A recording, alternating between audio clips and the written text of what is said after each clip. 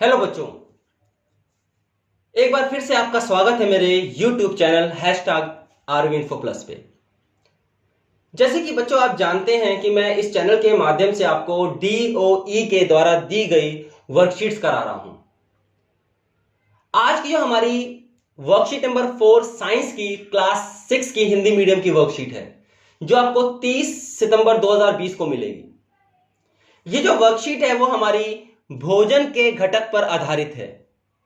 इससे कि पहले की जो वर्कशीट्स आई हैं उसमें हमने जो देखा था कि भोजन के जो प्रमुख घटक हैं उसमें हमने कार्बोहाइड्रेट, प्रोटीन, वसा, खनिज लवण एवं विटामिन की बात कही थी। हमने वर्कशीट में कार्बोहाइड्रेट के आपको स्रोत, उनके कार्य और उनका परीक्षण के बारे में बताया था। जो आज की वर्कशीट है वो हमारी प्रोटीन के ऊपर आधारित है। हमने देखा कि प्रोटीन कार्बोहाइड्रेट की तरह ही एक प्रमुख भोजन का घटक है। यह हमारे शरीर की वृद्धि, शरीर की टूट फूट की मरम्मत के लिए आवश्यक पोषक तत्व है। इसलिए हम इस प्रोटीन को बॉडी बिल्डिंग फूड भी कहते हैं। हमने देखा कि हमारे शरीर में निरंतर निर्माण एवं क्षय का कार्य हो रहा होता है। पुरानी कोशिकाएं नष्ट हो रही होती हैं और नई कोशिकाओं का निर्माण निरंतर होता रहता है। तो हमने देखा जो प्रोटीन है ये इन्हीं नई कोशिकाओं के निर्माण में सहायता प्रदान करता है। तो आइए अगला देखते हैं हम प्रोटीन के जो मुख्य स्रोत क्या क्या हैं, हमें यह प्रोटीन कहां से प्राप्त होता है। हमने देखा जैसे दूध, मांस, मछली, सेम, पनीर, अंडे की सफेदी आदि में प्रचुर मात्रा में प्रोटीन पाया जाता है। प्रोटीन के कार्य हमने देखे। प्रोटीन शरीर की वृद्धि एवं शरीर के टूट फूट के मरम्मत के लिए आवश्यक पोषक तत्व माना जाता है। अगला हमने देखा प्रोटीन का परीक्षण कैसे करें। हमने देखा था इसलिए पहले स्टार्च मंड का परीक्षण कैसे करें। उसमें हमने स्टार्च में आयोडीन की कुछ बूंदें डालकर उसके रंग में परिवर्तन को देखा था। आइए प्रोटीन के परीक्षण के लिए हमने एक परख नली, टेस्ट ट्यूब में थोड़ी सी मात्रा में खाद्य पदार्थ ले लिया। उसमें हमने कुछ बूंदें पानी की मिलाकर उसको डाइल्यूट कर लिया, उसका विलयन तैयार कर लिया। उसके बाद उस मिश्रण में या तो कॉपर सल्फेट विलयन की 2 बूंदें अथवा कास्टिक सोडा की कुछ बूंदें डालेंगे। फिर उसे अच्छे से हिलाकर कुछ मिनटों के लिए उसे छोड़ देंगे। यदि खाद्य पदार्थ का रंग बैंगनी हो जाता है तो यह प्रोटीन की उपस्थिति को इंगित करता है।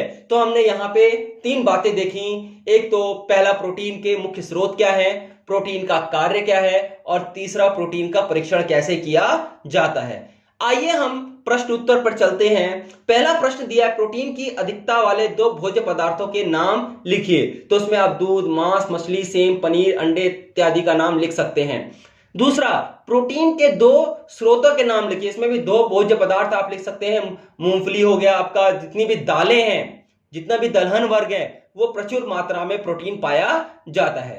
प्रोटीन के जांच के लिए आवश्यक रासायनिक पदार्थ क्या है। हमने ऊपर देखा, एक तो कॉपर सल्फेट विलयन है और दूसरा कास्टिक सोडा है। तो ये 2 प्रमुख रासायनिक पदार्थ हैं। चौथा, प्रोटीन का सेवन अनुचित मात्रा में करने पर हमारे शरीर तंत्र में क्या होगा। हमने देखा अगर प्रोटीन की मात्रा कम हम लेते हैं तो हमारे शरीर की विकास में की जो वृद्धि है वो कमजोर हो जाएगी, वृद्धि शरीर नहीं हो पाएगा।